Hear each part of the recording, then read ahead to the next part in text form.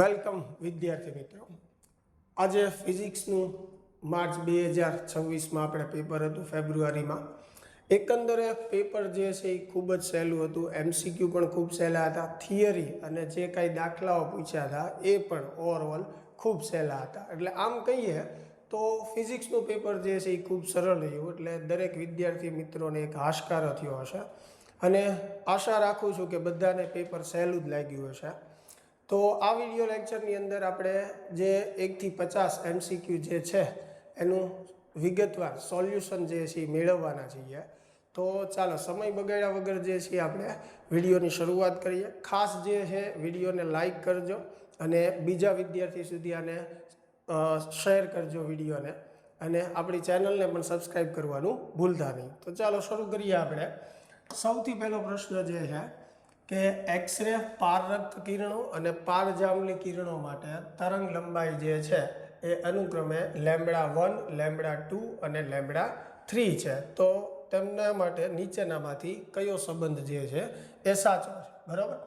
તો ચેપ્ટર 8નો આ પ્રશ્ન છે અને વર્ણપટ તમે જુઓ તો એમાં સૌથી ઉપર જે છે એ તમને અહીંયા ક્ષ-કિરણો જે છે, બરાબર, એની તરંગ લંબાઈ જે છે આપણને શું કીધેલી છે એ જોઈ લો. λ1 કીધેલી છે, બરાબર. પછી પારરક્ત જે છે એની માટે આપણને λ2 કીધેલી છે, બરાબર. અને પારજાંબલી જે છે એની માટે તરંગ લંબાઈ જે છે λ3 કીધેલી છે. તો આ ત્રણેય માટે જે છે એ આપણે સંબંધ કહેવાનો છે. તો અહીંયા તમે વર્ણપટ ચેપ્ટર 8માં જોશો એટલે તમને ખ્યાલ આવી જ જશે કે સૌથી વધારે તરંગ લંબાઈ જે છે એ કોની હોય? પારરક્તની હોય, બરાબર. એના કરતાં ઓછી જે છે એ કોની હોય? પારજાંબલીની હોય, બરાબર. અને સૌથી ઓછી કોની આવશે? ક્ષ-કિરણોની, બરાબર. એટલે આપણો આન્સર જે છે એ શું થશે? λ1 > λ3 > λ2, બરાબર. ચાલો એની પછી બીજો પ્રશ્ન. વિદ્યુત ચુંબકીય તરંગમાં ચુંબકીય ક્ષેત્રનું મૂલ્ય એટલે B0 આપણને આપેલું છે 510 નેનો ટેસ્લા છે, બરાબર. તો વિદ્યુત ક્ષેત્રનું મૂલ્ય કેટલું થશે? આ પણ એકદમ ઇઝી પ્રશ્ન છે. E0/B0 બરાબર શું થશે? C. આપણે મેળવવાનું છે E0 એટલે E0 બરાબર શું થશે? B0 × C. B0 કેટલું આપ્યું છે? 510 નેનો. હવે નેનો એટલે કેટલી ઘાત થશે? -9 ઘાત થશે, બરાબર. C જે છે એ કેટલું છે?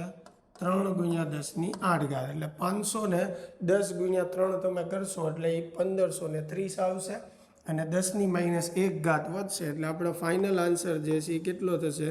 153 વોલ્ટ પ્રતિ મીટર. ચાલો ક્લિયર.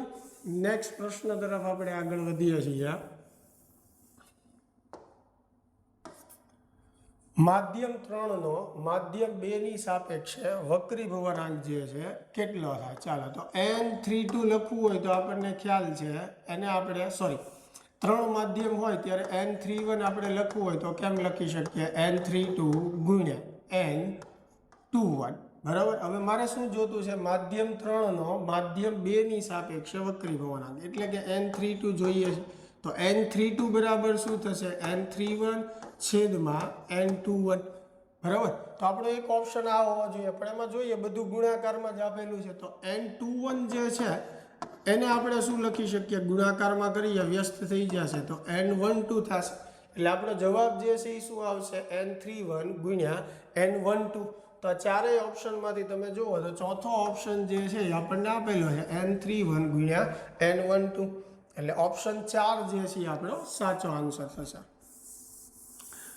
ચાલો એની પછીનો પ્રશ્ન સીધો થિયરેટિકલ છે. ચેપ્ટર 9માંથી સૂત્ર જ પૂછ્યું છે. નીચેનામાંથી લેન્સ મેકર સમીકરણ કયું છે? હવે લેન્સ મેકર ફોર્મ્યુલાની વાત કરીએ તો 1/f = n2 - n1 /n1 1/r1 - 1/r2 આપણું સમીકરણ છે. હવે અહીંયા n1 વડે તમે ભાંગી નાખશો બંનેને તો n2/n1 જે છે ને n21 લખાય. અહીંયા n1 કેન્સલ થશે એટલે N21 - 1 થશે. આ કાઉન્સ એઝ ઇટ ઇઝ થશે એટલે N21 જે છે -1 એટલે આપણો સાચો આન્સર જે છે એ શું થશે? C થશે, બરાબર. ચાલો તો અહીંયા C આન્સર સાચો થશે ચોથા પ્રશ્નની અંદર. નેક્સ્ટ ક્વેશ્ચન તરફ આપણે આગળ વધીએ.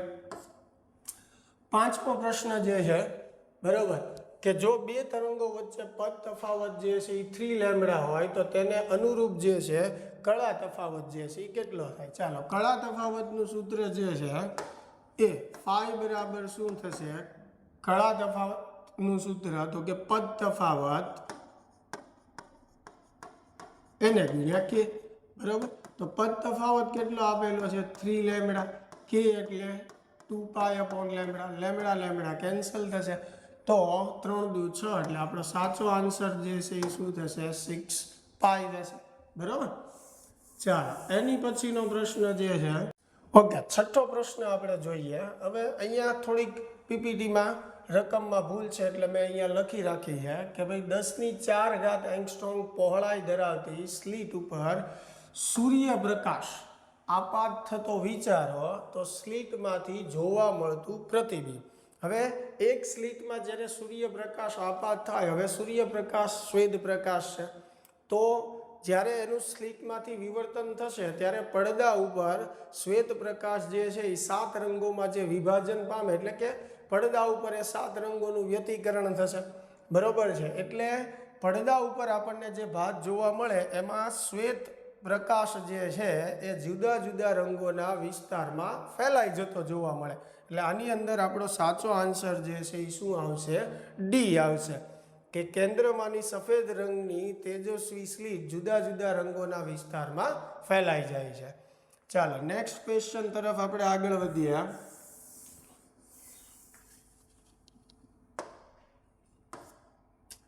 પ્રોટોન અને આલ્ફા કણ માટે ડ બ્રોગલી તરંગ લંબાઈ સમાન હોય તો તેમના વેગનો ગુણોત્તર ખાલી જગ્યા થશે. ચાલો, આપણને શું કીધું છે કે ભાઈ પ્રોટોન અને આલ્ફા કણ માટે તરંગ લંબાઈ સમાન છે. બરોબર, હવે તરંગ લંબાઈનું સૂત્ર h/mv થશે. એટલે પ્રોટોન માટે આપણે સફિક્સમાં અહીંયા p લખશું. સેમ એવી રીતે જે છે અહીંયા આલ્ફા માટે આપણે લખશું. બરોબર, સામ સામે h કેન્સલ થશે. આપણે શું મેળવવાનો છે, વેગનો ગુણોત્તર. એટલે હું અહીંયા vp ના છેદમાં v આલ્ફાના સૂત્રનો કરતા બનાવું તો vp જે છે એ ઉપર જશે તો શું આવશે m આલ્ફા છેદમાં mp. હવે આપણને ખ્યાલ છે કે આલ્ફા કણનું દળ જે છે એ પ્રોટોન કરતાં 4 ગણું હોય એટલે m આલ્ફાની જગ્યાએ 4mp લખી શકાય છેદમાં mp એઝ ઇટ ઇઝ. તો mp કેન્સલ કેટલું વધશે 4 એટલે આપણો આન્સર જે છે એ શું આવશે 4/1 આવશે. ચાલો ક્લિયર. એની પછીનો MCQ જે છે આપણે સોલ્વ કરીએ તો સ્ટોપિંગ પોટેન્શિયલમાં વિરુદ્ધ આવૃત્તિનો આલેખનો ઢાળ. તો આ ખ્યાલ જ છે, ઘણા જૂના પેપરમાં આ પ્રશ્ન આપણને જોવા મળેલો જ છે, h/e થશે. ચાલો નેક્સ્ટ ક્વેશ્ચન તરફ. h/e એટલે આપણો આન્સર શું થશે, c થશે. 9મો પ્રશ્ન જે છે લેઝર વડે 6×10⁴ હર્ટ્ઝ. બરાબર, એટલે અહીંયા આવૃત્તિ આપણને આપેલી છે f. એક રંગી પ્રકાશ ઉત્પન્ન થાય છે. ઉત્સર્જાયેલો પાવર એટલે પાવર p આપેલો છે 2×10⁻³ વોટ. તો આ ઉર્જા સ્ત્રોત દ્વારા સરેરાશ રીતે 1 સેકન્ડ દીઠ કેટલા ફોટોન ઉત્સર્જન પામે. ચાલો, પાવરનું સૂત્ર આપણી પાસે શું છે, NHF/T. મારે શું જોવે છે, n ફોટોનની સંખ્યા. તો n ને સૂત્રનો કરતા બનાવીએ તો p×T છેદમાં શું આવશે HF. ચાલો, p એટલે પાવર આપણને આપેલો છે 2×10⁻³ પ્રતિ સેકન્ડ માટે. t જે છે આપણે 1 મૂકીએ છીએ. h જે છે પ્લાન્ક અચળાંક 6.63 × 10⁻34. f એટલે આવૃત્તિ કેટલી આપી છે આપણને 6×10⁻14.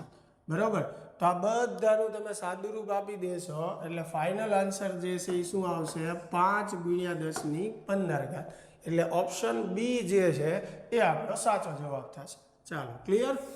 નેક્સ્ટ પ્રશ્ન તરફ આપણે આગળ વધીએ.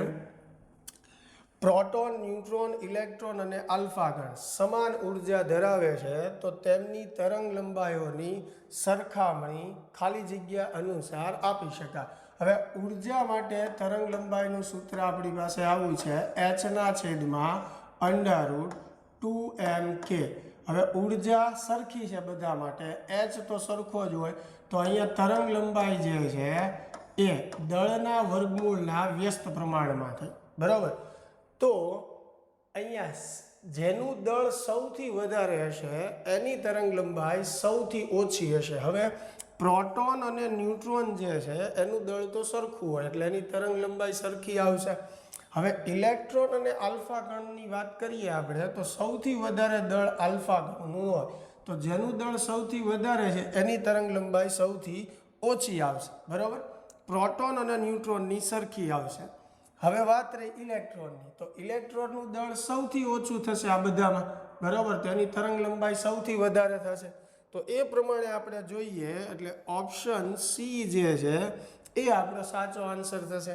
એમાં જુઓ સૌથી ઓછી આલ્ફા ગણની છે, પ્રોટોન અને ન્યુટ્રોનની તરંગ લંબાઈ સરખી, અને સૌથી વધારે કોની આવશે ઇલેક્ટ્રોનની. એટલે ઓપ્શન સી જે છે આપણી માટે રાઈટ આન્સર થશે.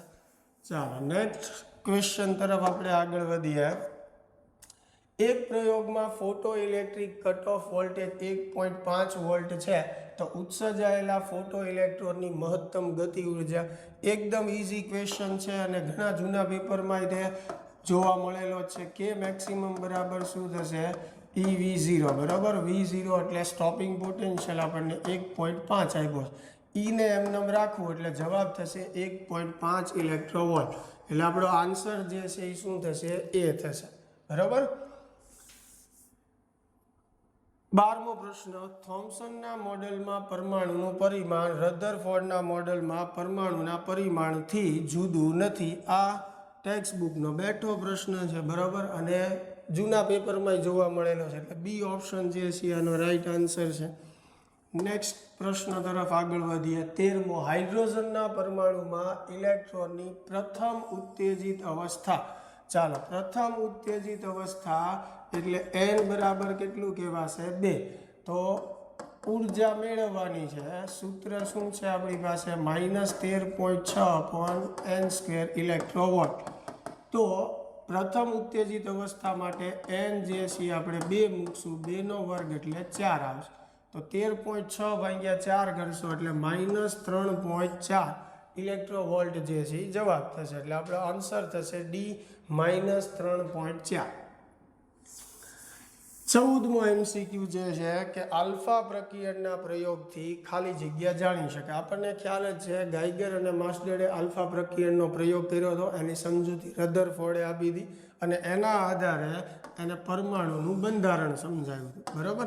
એટલે આલ્ફા કણના પ્રકીર્ણના પ્રયોગથી આપણે પરમાણુનું બંધારણ સમજી શકીએ છીએ.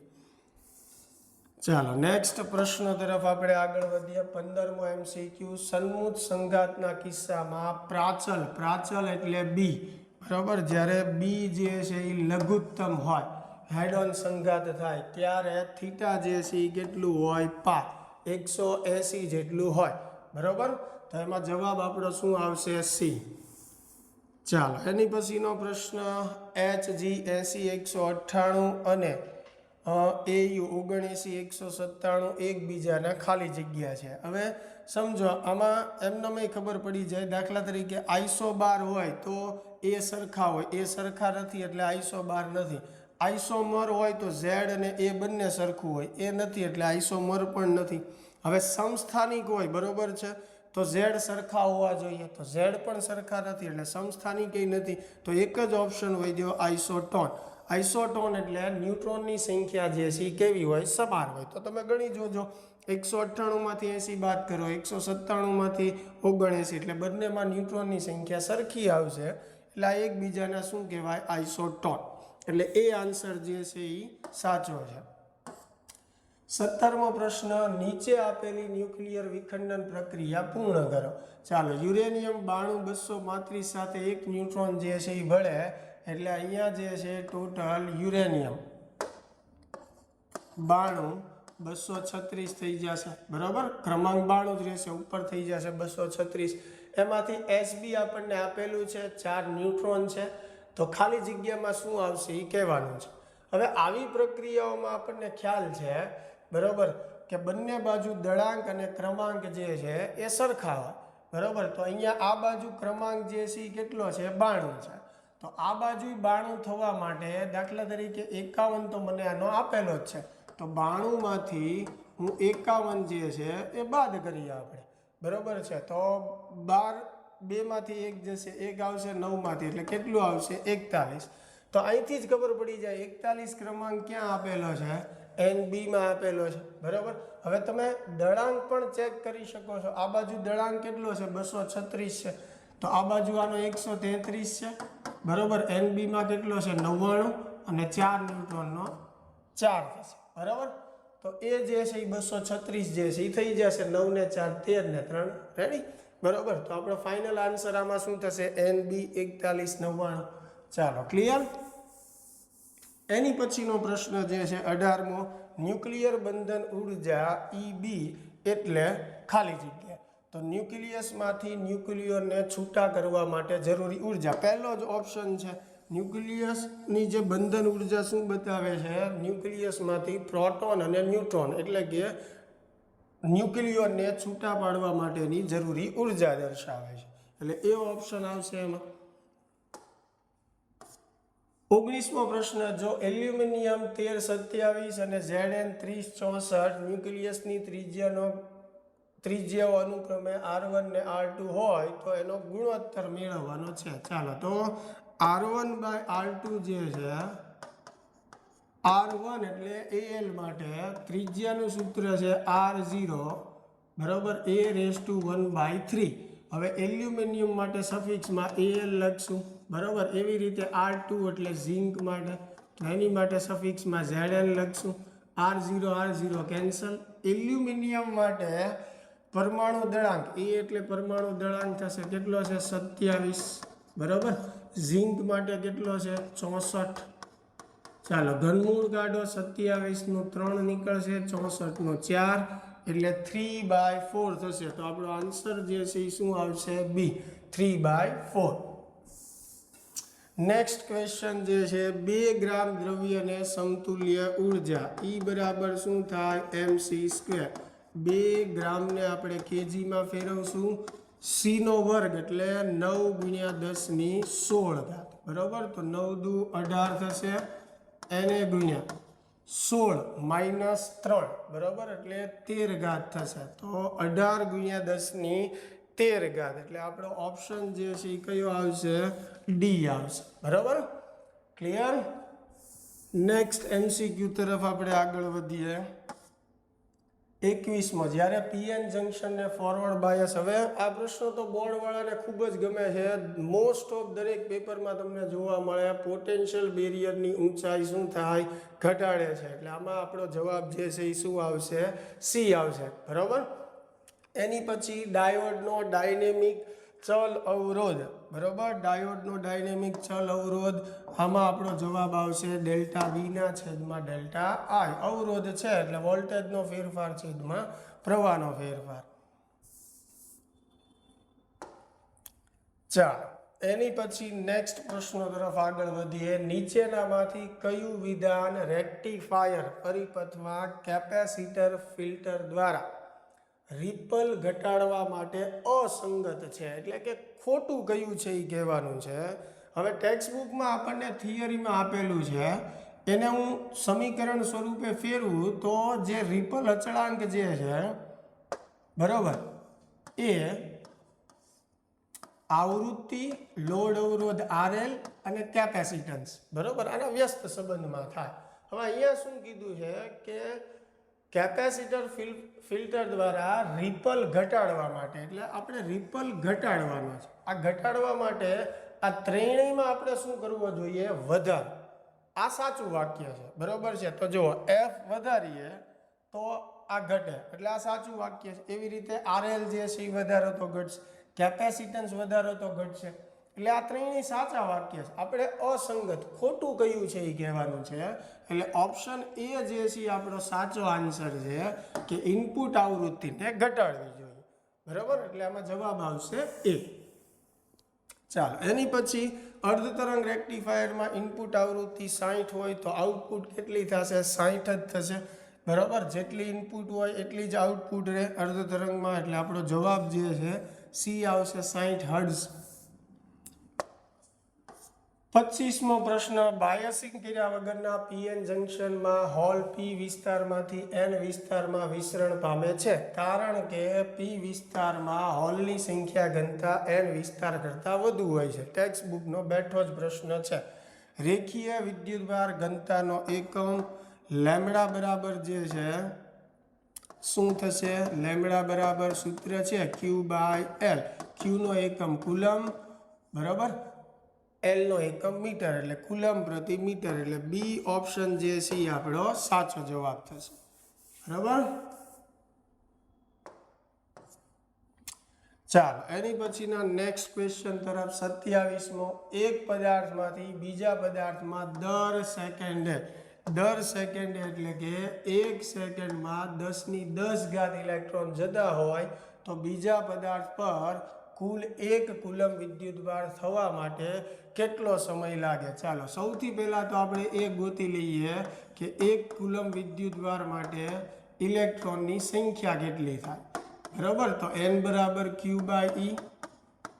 ચાલો 1 ભાગ્યા તમે 1.6 કરશો એટલે 0.625 ગુણ્યા 10⁻19 આવશે, એટલે n બરાબર કેટલું થશે? 6.25 ગુણ્યા 10⁻18 થશે. બરાબર, હવે આ આપણને મળ્યું કે 1 કુલમ વિદ્યુતભાર માટે એટલા ઇલેક્ટ્રોન છે. અહીંયા આપેલું છે કે 1 સેકન્ડમાં કેટલા ઇલેક્ટ્રોન જાય છે? 10⁻10. તો ત્રિરાશિ મૂકી શકીએ કે 10⁻10 ઇલેક્ટ્રોનને જવા માટે 1 સેકન્ડ લાગે, તો 6.25 ગુણ્યા 10⁻18 ઇલેક્ટ્રોનને જવા માટે કેટલો સમય લાગે? તો 6.25 ગુણ્યા 10⁻18 જે છે ઉપર જશે, 10⁻10 નીચે આવશે, તો 6.25 ગુણ્યા 10⁻8 જે છે આપણો જવાબ આવશે. એટલે આપણો આન્સર શું આવશે? સી ઓપ્શન આવશે, 6.25 ગુણ્યા 10⁻8. ચાલો નેક્સ્ટ ક્વેશ્ચન તરફ આપણે આગળ વધીએ. તો 4 ગુણ્યા 10⁻9 કુલમ ઇન્ટુ મીટર, એટલે આપણને ડાયપોલ મોમેન્ટ આપેલી છે. ચાક માત્રા ધરાવતી એક વિદ્યુત ડાયપોલ 5 ગુણ્યા 10⁻4 ન્યૂટન પ્રતિ કુલમ. વિદ્યુત ક્ષેત્ર આપણને આપેલું છે. માન ધરાવતા સમાન વિદ્યુત ક્ષેત્રમાં 30ના કોણે રહેલી છે, એટલે થીટા આપેલું છે આપણને. બરાબર, એકદમ ઈઝી પ્રશ્ન છે. તો ટોર્કનું મૂલ્ય શોધો. ચાલો ટો બરાબર સૂત્ર શું થાય? PE sine theta. ચાલો પી જે છે એ કેટલું આપેલું છે? 4 ગુણ્યા 10⁻9. ઈ કેટલું આપેલું છે? 5 ગુણ્યા 10⁻4. બરાબર, અને સાઇન 30 એટલે 0.5. તો 5 ચોક 20 ને 10 થશે, 10 ગુણ્યા 10⁻9 ને 4 એટલે 10⁻5, એટલે 1 ગુણ્યા 10⁻4 ન્યૂટન ઇન્ટુ મીટર, એટલે આપણો ઓપ્શન જે છે ડી સાચો થશે. બરાબર, ચાલો નેક્સ્ટ પ્રશ્નો તરફ આપણે આગળ વધીએ. વિદ્યુત ક્ષેત્રનું પારિમાણિક સૂત્ર શું થાય? હવે પારિમાણિક સૂત્ર સીધા યાદ ન હોય તો આપણે એના એકમ ઉપરથી વિદ્યુત ક્ષેત્રનો એકમ શું થાય? ન્યૂટન પ્રતિ કુલમ થાય. હવે ન્યૂટન માટે પારિમાણિક સૂત્ર m1 l1 t-2. કુલમ માટે આપણે શું લખીએ? a1 t1. ચાલો તો m1 થશે, બરાબર, l1 થશે, t1 ઉપર જશે તો t-3 થશે અને a-1 થશે. ચાલો તો એવો ઓપ્શન હોય તો એ પહેલો જ ઓપ્શન છે, m1 l1 t-3 a-1, એટલે આપણો સાચો આન્સર જે છે એ થશે. બરાબર, ક્લિયર. Next question. 9 સેન્ટીમીટરની ધારવાળા એક ઘનાકાર એટલે કે સમઘન ગાઉસિયન સપાટીના કેન્દ્ર પર ક્યુ કેન્દ્ર પર 2 માઇક્રોકુલમ વિદ્યુતભાર રહેલો હોય તો આ સપાટીમાંથી કુલ વિદ્યુત ફ્લક્સ ખાલી જગ્યા જેટલું થાય. ચાલો સિમ્પલ છે. કુલ ફ્લક્સનું સૂત્ર જે છે ક્યુ બાય એપ્સિલોન 0 જે છે એ થશે. હવે ક્યુ જે છે 2 માઇક્રોકુલમ આપણને આપેલું છે, બરાબર, 2 ગુણ્યા 10⁻6. એપ્સિલોન 0 જે છે 8.85 ગુણ્યા 10⁻12. બરાબર. તો આ બધું સાદું રૂપ તમે આપશો એટલે ફાઇનલ આન્સર તમારો આવશે 2.2 ગુણ્યા 10⁵. કેલ્ક્યુલેશન તો કરી જ શકો, મેથડ તો મેં શીખવાડી દીધી અને બહુ સરળ છે, એવા ખાસ કોઈ પ્રશ્નો અઘરા નથી. નેક્સ્ટ MCQ તરફ આપણે આગળ વધીએ. ચાલો, Q1 અને Q2 બે વીજભારો વચ્ચેનું અંતર R હોય ત્યારે તેમની વચ્ચે લાગતું બળ જે છે એ F છે. તો સિમ્પલ આપણે આમ લખી શકીએ કે ભાઈ F બરાબર K Q1 Q2 upon R². બરાબર, આપણું બળનું સૂત્ર થઈ ગયું. હવે તેમની વચ્ચેનું અંતર 3R કરીએ તો બળ કેટલું લાગે? નવા બળને આપણે F પ્રાઇમ કહી દઈએ. બરાબર, તો K Q1 Q2 અને છેદમાં 3R². તો હવે 3 નો વર્ગ 9 થશે. અહીંયા K Q1 Q2 upon R² વધશે. તો આની જગ્યાએ શું લખી શકીએ? F. છેદમાં શું આવ્યું? 9. તો આપણો આન્સર જે છે એ શું થશે? F/9. બરાબર. નેક્સ્ટ ક્વેશ્ચન કે 12 પાઇકોફેરેડેના એક કેપેસિટરને 50 વોલ્ટની બેટરી સાથે જોડેલું છે તો કેપેસિટરમાં સંગ્રહિત ઉર્જા. એકદમ સરળ અને સિમ્પલ પ્રશ્ન. 1/CV². બરાબર, તો 1/C જે છે 12 પાઇકો. પાઇકો એટલે 10⁻12. બરાબર, અને V કેટલું આપેલું છે? 50. એટલે 50 ગુણ્યા 50.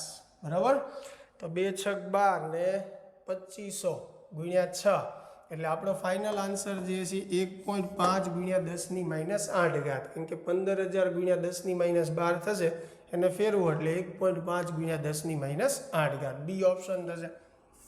નેક્સ્ટ ક્વેશ્ચન તરફ આગળ વધીએ આપણે. નીચેનામાંથી કઈ ભૌતિક રાશિનો એકમ વિદ્યુત ઉર્જા ઘનતાના એકમ જેવો છે? ચાલો, વિદ્યુત ઉર્જા ઘનતાનો એકમ શું થાય? જૂલ પ્રતિ મીટર ક્યુબ. હવે જૂલને શું લખી શકીએ? Newton into metre. બરાબર, upon metre cube. 1 metre metre cancel થાય તો ન્યૂટન પ્રતિ મીટર સ્ક્વેર. હવે ન્યૂટન પ્રતિ મીટર સ્ક્વેર કોનો એકમ છે? તો જેમ કે કોણીય વેગમાન, તો એનો નથી. કાર્યનો એકમ તો જૂલ થાય. દબાણનો એકમ છે ન્યૂટન પ્રતિ મીટર સ્ક્વેર, જેને આપણે પાસ્કલ પણ કહીએ છીએ. તો સી ઓપ્શન સાચો છે. ચાલો, હવે 34મો પ્રશ્ન કે 2 પાઇકોફેરેડે 3 અને 4 પાઇકોફેરેડેના કેપેસિટન્સના 3 કેપેસિટરને શ્રેણીમાં જોડવામાં આવે તો સમતુલ્ય કેપેસિટન્સ કેટલું થાય? તો શ્રેણી જોડાણ માટે 1/C1 + 1/C2 + 1/C3. ચાલો, લસા લઈ લઈએ. 4 × 3 = 12. આપણે લસા લઈએ. અહીંયા ગુણાશે 6 વત્તા અહીંયા ગુણાશે 4 વત્તા અહીંયા ગુણાશે 3. તો 6 ને 4 10 ને 13/12. પણ ઉતાવળમાં ટીક ન કરી નાખતા, કારણ કે 1/C જે છે એ મળ્યું છે આપણને. આપણે C જોતું હોય તો વ્યસ્ત કરવું પડે, એટલે 12/13 પાઇકોફેરેડે. એટલે આપણો સાચો આન્સર જે છે એ શું આવશે? ડી આવશે. નેક્સ્ટ ક્વેશ્ચન જે છે 4 × 10⁻7 કુલંબ વિદ્યુત ભારથી. ચાલો, Q આપેલું છે આપણને. ખાલી જગ્યા અંતરે આવેલા બિંદુ પાસે વિદ્યુત સ્થિતિમાનનું મૂલ્ય એટલે V આપેલું છે. તો અંતર મેળવવાનું છે. V બરાબર KQ/R. તો R બરાબર KQ બાય શું થશે? V. હવે K જે છે 9 × 10⁹. Q જે છે એ 4 × 10⁻7. બરાબર, છેદમાં V જે છે 4 × 10⁴. બરાબર, તો 4 4 જે છે એ કેન્સલ થશે. તો શું વધશે? 9 જે છે એ વધશે. 9 - 7 એટલે 2 ઉપર જશે એટલે 10⁻2 મીટર. સેન્ટીમીટરમાં ફેરવો તો 9 સેન્ટીમીટર થશે. એટલે આપણો ઓપ્શન જે છે સી સાચો જવાબ થશે.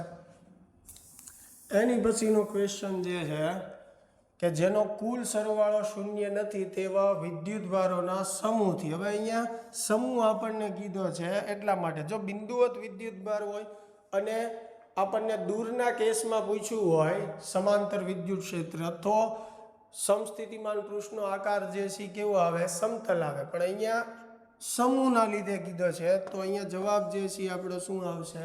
ગોળાકાર આવશે. બરાબર. ચાલો, નેક્સ્ટ ક્વેશ્ચન તરફ આપણે આગળ વધીએ. વિસ્ટન બ્રિજનો ઉપયોગ, હવે આ તો બહુ સરળ પ્રશ્ન છે, અજ્ઞાત અવરોધ શોધવા માટે થાય છે. એકદમ થિયરી બેઝ જે છે એ પ્રશ્ન છે.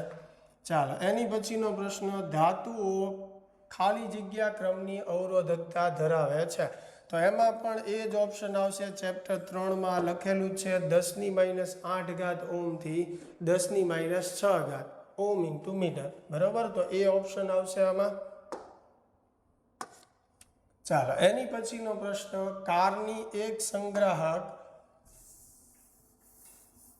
બેટરીનું ઈએમએફ એટલે ઈ આપેલું છે 12 વોલ્ટ. જો બેટરીનો આંતરિક અવરોધ 0.8 ઓમ હોય તો કેટલો મહત્તમ પ્રવાહ ખેંચી શકાય? I બરાબર ઈના છેદમાં R થશે.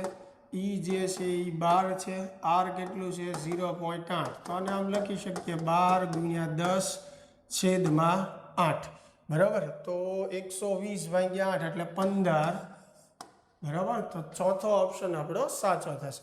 ચાલો 8 સેન્ટીમીટર ત્રિજ્યા વાળા 100 આંટા ધરાવતા તારના એક વર્તુળાકાર ગૂંચળામાંથી 0.40 એમ્પિયર વિદ્યુત પ્રવાહ વહે છે. ગૂંચળાના કેન્દ્ર પાસે ચુંબકીય ક્ષેત્ર B નું મૂલ્ય. ચાલો ગૂંચળા માટે સૂત્ર શું થશે? μ0 Ni/2R. μ0 એટલે 4π×10⁻7. બરાબર, n જે છે આંટાઓની સંખ્યા આપેલી છે 100. I એટલે પ્રવાહ આપણને આપેલો છે 0.40. બરાબર, અહીંયા જે છે 2. હવે ત્રિજ્યા આપણને આપી છે 8 સેન્ટીમીટર એટલે 8×10⁻2. હવે અહીંયા ખાસ એ ધ્યાન રાખજો કે 4 ઓપ્શન જે છે એમાં પાય આપેલો છે, એટલે સાદું રૂપમાં આપણે પાય એમનેમ રાખશું. બાકી બધાનું તમે સાદું રૂપ આપી દો એટલે જવાબ તમારો આવશે π×10⁻4 ટેસ્લા. 41મો ક્વેશ્ચન કે 1 સેન્ટીમીટર ત્રિજ્યા અને 0.5 મીટર લંબાઈનો સોલેનોઇડ 1000 આંટાઓ ધરાવે છે. તેમાંથી 5 એમ્પિયર વિદ્યુત પ્રવાહ પસાર થાય. સોલેનોઇડની અંદર ચુંબકીય ક્ષેત્રનું મૂલ્ય શોધો. ચાલો તો સોલેનોઇડ માટે સૂત્ર છે આપણી પાસે μ0 Ni/L. આની અંદર આપણે કિંમત મૂકી દઈએ. μ0 એટલે 4π×10⁻7. n જે છે 1000 એટલે 10⁻3 લખીએ. I જે છે એ કેટલું આપેલું છે 5. L એટલે લંબાઈ, સોલેનોઇડની લંબાઈ આપણને આપેલી છે 0.5. હવે અહીંયા પણ તમે 4 ઓપ્શન જે છે એ જોશો. બરાબર, તો એમાં પણ પાય આપેલો છે એટલે અહીંયા પણ સાદું રૂપમાં આપણે પાય જે છે એ નહીં ગુણીએ. બાકી બધું તમે સાદું રૂપ આપી દેશો એટલે આન્સર આવશે 4π×10⁻3. એટલે બી ઓપ્શન જે છે એ સાચો છે. બરાબર, ચાલો એની પછી જે છે ગેલ્વેનોમીટરના ગૂંચળાની આંટાની સંખ્યામાં વધારો કરવાથી ગેલ્વેનોમીટરની પ્રવાહ સંવેદિતા. હવે પ્રવાહ સંવેદિતા જે છે આંટાઓની સંખ્યા પર આધારિત છે, એટલે જો આંટાની સંખ્યામાં વધારો કરવામાં આવે તો પ્રવાહ સંવેદિતા જે છે એમાં શું થાય? વધારો થાય. બરાબર, અને વોલ્ટેજ સંવેદિતા જે છે એના પર આધાર રાખતું નથી, એટલે એ અચળ રહેશે. એટલે આપણો ઓપ્શન જે છે એ બી આવશે. બરાબર, વધે છે અને અચળ રહે છે. ચાલો નેક્સ્ટ ક્વેશ્ચન તરફ આપણે આગળ વધીએ. વળ અચળાંકનો એકમ. બરાબર, હવે તમારે ટેક્સ્ટબુકમાં આમાં ચળ અચળાંક પેપરમાં આપણે ચળ અચળાંક જે છે એ લખેલું છે, એટલે એને વળ અચળાંક જ આપણે સમજવાનો છે. આપણી પાસે એક સૂત્ર છે τ બરાબર K∅. તો K બરાબર શું થશે? ટોના છેદમાં ફા. ટોનો એકમ શું થાય? Newton into metre. ફાઈનો એકમ શું થશે? રેડિયન. એટલે એક આવો ઓપ્શન હોવો જોઈએ. ન્યૂટન ઇન્ટુ મીટર પ્રતિ રેડિયન પણ નથી, તો ન્યૂટન ઇન્ટુ મીટરને આપણે શું લખી શકીએ? જૂલ. એટલે જૂલ પ્રતિ રેડિયન થશે. તો એવો ઓપ્શન જે છે સી છે, જો જૂલ પ્રતિ રેડિયન. બરાબર, ચાલો એની પછીનો નાના ગજિયા ચુંબક માટે અક્ષના છેદમાં વિષુવવૃત્ત. એનો જવાબ શું આવે? આપણને ખ્યાલ જ છે કે વિષુવવૃત્ત કરતાં અક્ષ ઉપર ચુંબકીય ક્ષેત્ર જે છે એ બમણું હોય. બરાબર, એટલે 2:1 જે છે આપણો જવાબ આવશે. 45મો પ્રશ્ન જે છે એની અંદર આપણને પેપરમાં રકમ એવી રીતે આપેલી છે કે L લંબાઈનો અને I પ્રવાહધારિત સળિયો જે છે એ ચુંબકીય ક્ષેત્રમાં V જેટલા વેગથી ગતિ કરતો હોય તો એ સળિયા પર કેટલું બળ લાગશે.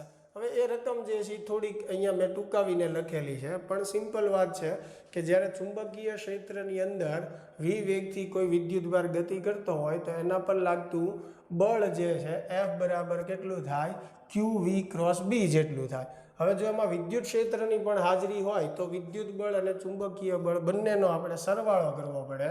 તો અહીંયા સમીકરણ આપણને પહેલું જ આપેલું છે F બરાબર Q કોમન કાઢેલું છે E plus V cross B, જે લોરેન્ઝ બળનું સૂત્ર છે, એટલે પહેલો ઓપ્શન આપણો સાચો છે.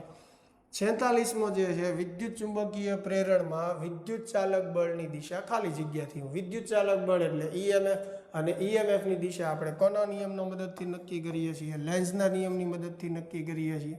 ક્લિયર? ચાલો, એટલે એમાં ઓપ્શન ડી આવશે, લેન્ઝનો નિયમ જે છે. 47મો પ્રશ્ન જે છે એની અંદર આપણને કીધું છે 0.5 મીટર લંબાઈના 10 આરા ધરાવતું એક વ્હીલ એક સ્થળ પર પૃથ્વીના ચુંબકીય ક્ષેત્રના સમક્ષિતિજ ઘટક HE ને લંબ એવા એક સમતલમાં 120 રિવોલ્યુશન પ્રતિ મિનિટ, એટલે આપણને ઓમેગા આપેલું છે, જેને પછી આપણે રેડિયન પ્રતિ સેકન્ડમાં ફેરવી નાખશું, ઝડપે ફરે છે. જો આ સ્થાન પર HE 0.4 ગૌસ હોય તો ધરી અને વ્હીલના રિંગ વચ્ચે પ્રેરિત EMF. તો આ કેસમાં આપણને ખ્યાલ જ છે E બરાબર સૂત્ર શું થાય, 1/2 ઓમેગા R સ્ક્વેર. બરાબર, આ 1/2 એટલે ચુંબકીય ક્ષેત્ર 0.4 ગૌસ આપેલું છે, એટલે એને ટેસ્લામાં ફેરવવા માટે ગુણ્યા 10⁻⁴ કરવું પડશે. ઓમેગા જે છે 120 પણ રિવોલ્યુશન પ્રતિ મિનિટમાં આપેલું છે, એટલે એને રેડિયનમાં ફેરવવા માટે 2π વડે ગુણવું પડશે. બરાબર, અને સેકન્ડમાં ફેરવવા માટે છેદમાં આપણે 60 વડે ગુણવું પડશે. એટલે આ ઓમેગા થઈ ગયું. R એટલે જે એની લંબાઈ છે એ જ તે થશે, એટલે 0.5 ગુણ્યા 0.5.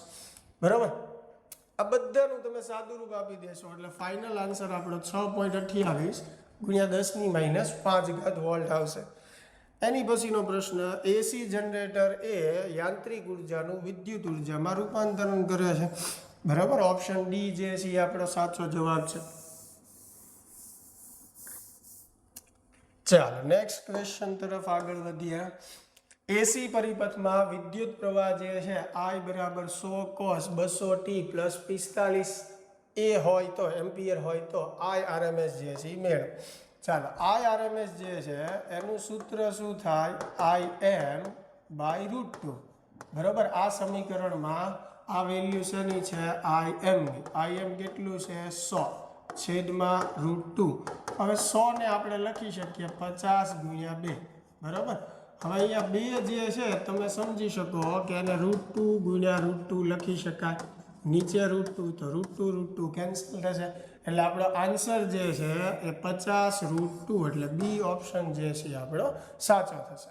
બરાબર, ચાલો એની પછીનો લાસ્ટ આપણો MCQ જે છે પેપરનો, LCR એસી પરિપથમાં R √7 ઓહ્મ હોય, XL 11 હોય અને XC 8 હોય તો Z જે છે એ કેટલો થશે. ચાલો, Z નું સૂત્ર શું થાય, √R² plus XC minus XL square. આમાં કિંમત મૂકવાની છે જસ્ટ. હવે √7 નો વર્ગ કરશો એટલે 7 આવશે, વત્તા XC એટલે 11 માઇનસ XL એટલે 8, સોરી XL જે છે 11 આપેલું છે અને XC જે છે 8, 8 માઇનસ 11 એટલે -3 થશે, એનો વર્ગ. બરાબર, માઇનસનો વર્ગ પ્લસ જ થવાનો છે, તો 7 અને -3 નો વર્ગ 9, તો 7 ને 9 16, 16 નું વર્ગમૂળ 4, એટલે આપણો જવાબ જે છે એ શું આવશે, 4 ઓહ્મ આવશે. તો જોયું ને વિદ્યાર્થી મિત્રો, ખૂબ જ સરળ પેપર હતું. ખાસ એવું કોઈ MCQ નહોતો કે જેમાં તમારે વધારે પડતું વિચારવું પડે. 1-2 થિયોરિટિકલ પ્રશ્ન કદાચ એવા કહી શકાય કે થોડુંક તમારે વિચારવું પડે. એટલે MCQની વાત કરીએ તો પેપર સહેલો જ છે, સાથે સાથે થિયરી અને દાખલાઓની વાત કરીએ તો પણ પેપર ખૂબ જ સહેલો છે. એટલે આશા છે કે પેપર બધા જ વિદ્યાર્થી મિત્રોને ખૂબ સારો રહ્યો હશે. આ વિડીયોને બને એટલો શેર કરજો બધા સુધી. ખાસ એ નોંધ લેશો કે ટૂંક જ સમયમાં આપણી ચેનલ પર ગુજકેટનો ક્રેશ કોર્સ અવેલેબલ થઈ જશે. તો આપની બોર્ડની પરીક્ષા પૂર્ણ થાય એ પછી ખાસ ક્રેશ કોર્સ જે છે એ જોવાનું ભૂલતા નહીં. તો મળીએ હવે નેક્સ્ટ લેક્ચરમાં. All the very best.